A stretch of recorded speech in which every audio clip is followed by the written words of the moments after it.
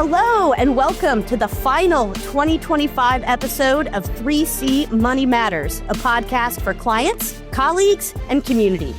I'm Alice Zalman, and joining me today as co-hosts are, basically our entire team of advisors, Lauren Snyder, Vadim Morozov, Dusty Hukin, Colleen Curry, and Dan Matthews.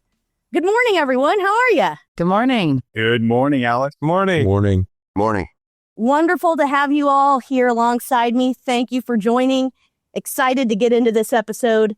If you've listened to our show before, you know the goal of our podcast is to provide content that hopefully helps inform, maybe entertain a little bit, but back up our team's mission to be a great teammate to clients, colleagues, and community.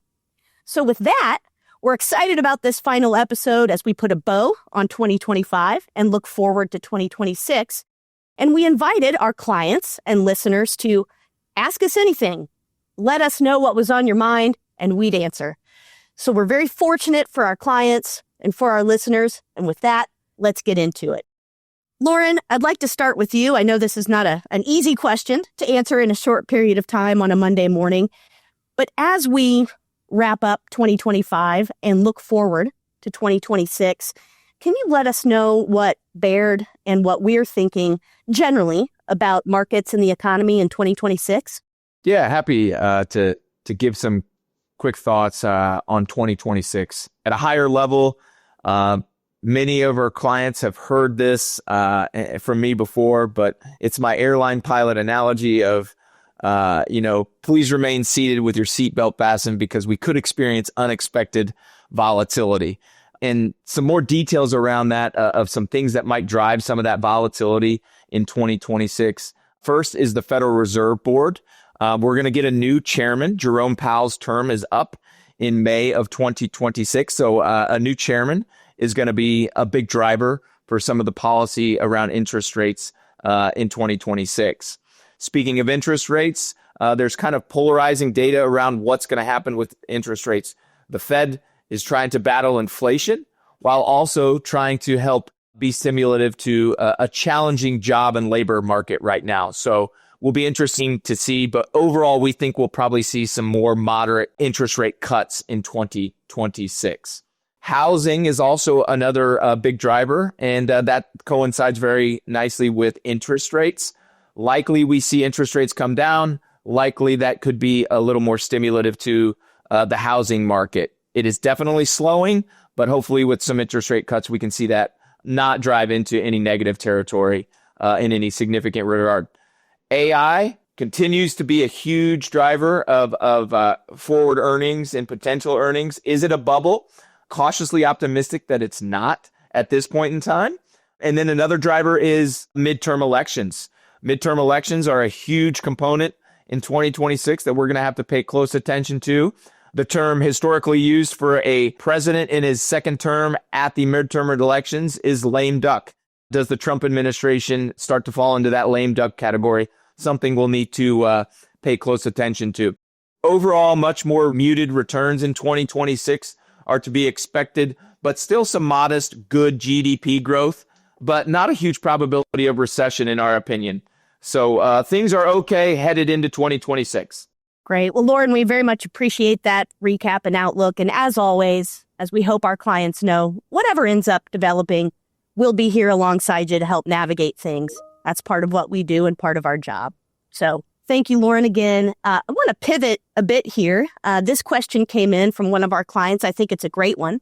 So I'd like to actually ask it of a few of you, if that's okay. Colleen or Dan, actually. Dan, let me start with you. If you could do any other work other than working in finance, what would you do? Well, first of all, I can understand how you could confuse me with Colleen. Our hairstyles are very similar. So I should definitely get your products. I apologize. Given the tech issues that we've had this morning, it's already been a long morning. So I apologize. Well, I actually love being a financial advisor. And to me, it's just like coaching, helping people navigate their financial futures. And that actually brings me back to where I started in college. I started my first career, I guess you could say, was coaching soccer. And I coached all the way from 4 and 5-year-olds to high school soccer. And I coached high school soccer for 5 or 6 years. Absolutely loved it. But I realized that I wasn't going to be able to make a living to take care of a family and so on and so forth and doing that. So that's when I pivoted to full-time financial advising. So I would love to coach. But the other area that I really would like or would be interested in is something in the Peace Corps. I love learning about other cultures. I love helping people.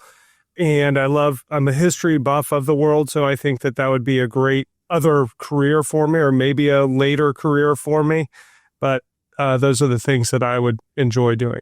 And no doubt you'd be equally as good. Colleen, what about you? Same question. I think if you know me, then this probably will not come as a surprise. I would probably be a yoga instructor and potentially have my own wellness and women's wellness spa. I'm really a big advocate for women's health and wealth. And, we as financial advisors are trying to help you grow your wealth to enjoy. And I want to invest in women to be healthy as well as we do that. So if I were not a financial advisor, I would probably be teaching yoga and investing in wellness. And again, as we all know, I think we've seen you do a headstand or a handstand. Very impressive. So again, no doubt you'd be not in the office. Right, not in the office. Exactly. Well, I'll answer this one too, because I think it's a really interesting question. And I have absolutely no talent or skills to recommend this. But in another life, I think I'd love to do something around improv, maybe write or be on Saturday Night Live. All of my favorite female comedians, Tina Fey, Amy Poehler, Rachel Dratch, all of them in their books and autobiographies talk about the importance of improv and the impact that it had not only on their careers, but on their lives in general. And the concept of yes and, which I think is not something I always employ greatly in life, but I think a great way to go about things. So again, I have no great talent to recommend me towards that, but I think that'd be a fun alternate career. Next question also came in from a client. And again, I think wonderful question to think about as we look forward to the new year. Lauren, I'll start with you. In talking with clients each day, I know we each try to do our best to share wisdom with clients to help them navigate their financial lives that we've gathered through our personal or professional experiences. What's one new piece of wisdom you learned in 2025 that you plan on sharing with clients? I don't know if this is new, but it's a high level thought is, less news makes you a better investor and provides additional overall happiness. And to go into that, I read a book recently, actually in 2025 called Die with Zero by Bill Perkins. And a quote that I say a lot in my day-to-day workings is the business of life is the accumulation of memories and experiences with the people you love the most. And I think that book has really helped shape my perspective kind of going forward and helping us navigate our clients. Dusty, what about you? What's one new piece of wisdom in 2025 you learned that you plan on sharing? Again, I don't know if this is necessarily new wisdom, but I think learning to understand that there's things that are beyond your control. So you can't control everything. So letting go. One of the mottos that we try to raise our boys on and our family is, stay humble, work hard, and be kind. So if you kind of lengthen that a little bit, stay humble enough to continue to learn, work hard enough to succeed, and then be kind enough to leave a lasting impact. I think we all want to be able to leave a legacy at some point, and our legacy is probably going to be how other people's view us. So if we can be kind and leave that lasting impact, that's something that we work towards every day. Wonderful. Thank you, Dusty. Vadim, how about you? It's a new piece of wisdom. Oh, thank you, Alice. Just like Dusty and Lauren said, I'm not sure if this is new, but one lesson that really stood out to me in 2025 is the importance of flexibility in financial planning. This year reminded me that even most well thought out plans need room for adjustments. Markets moved 20% this year from all-time high in February and rebounded after April 7th when the tariff talk was put on pause for 90 days. And we saw a tax law change, and people's personal circumstances always seem to change quickly. So we as financial advisors cannot be too rigid, because that creates unnecessary, stress and missed opportunity. So we have seen clients benefit tremendously this year from having a plan that's structured but adaptable. Whether that meant that we adjusted their contributions or rethought their retirement timelines, or just took advantage of any type of new tax strategies. So I feel like the reminder or the wisdom that came from this year was that we try to build a plan that can bend without breaking. That's great. Important reminder as well. Thank you, Vadim. Well, as we look forward to the new year, to 2026, I'd like to go round robin and just ask everybody, as we look forward to the new year, what's one highlight, either personal or professional, that you are looking forward to in the new year? And Colleen, can I start with you? What are you looking forward to? Well, 2026 is the year I turned 50. So I will be looking forward to celebrating half of a century here, and celebrating with family and friends, and hopefully a lot of travel. Sounds exciting. Happy early birthday. Thank you. Dusty, what about you? What are you looking forward to in the new year? Yeah, I think every year I look forward to the same thing, and just really kind of resetting, setting new goals for the year. And just, it feels like the new year gives everybody an opportunity to kind of have a fresh start in whatever it is that they're working towards. So I guess just new year, fresh start. Dan, what about you? What are you looking forward to in 2026? Well, one of the things that I'm looking forward to in 2025 is to see if we can get Chase's tech to work, since he joined us late. So hopefully you can comment to this after I can. But professionally, I'm really excited about all the things that we're doing, trying to improve our value proposition to our clients. And that's always very exciting to me, because I feel like this team is constantly evolving. But more importantly to me is my son will be a senior next year, my daughter a junior. I'm going to be an empty nester sooner than later. So really, for the next 2 years, I really want to maximize my time with my family and be present and try to really enjoy these last couple years where everybody's at home together. Thank you, Dan. Chase Schletzer joined us a little bit late because of some tech issues. So Chase, here in the 9th inning, as we look forward to 2026, what's one highlight, personal, professional, that you're looking forward to? I guess it's probably not Notre Dame football, or maybe it is. I don't know. And he has no audio. We'll have to put Chase's answer in our show notes. Apologies, everybody. We'll put him up there with Notre Dame. Yeah, exactly. Oh, maybe that's too soon. I'm sorry, Chase. Lauren, what about you? What are you looking forward to in the new year? Well, to stay on the football vein, I'm looking forward to IU's first ever football national championship. Let's go Hoosiers.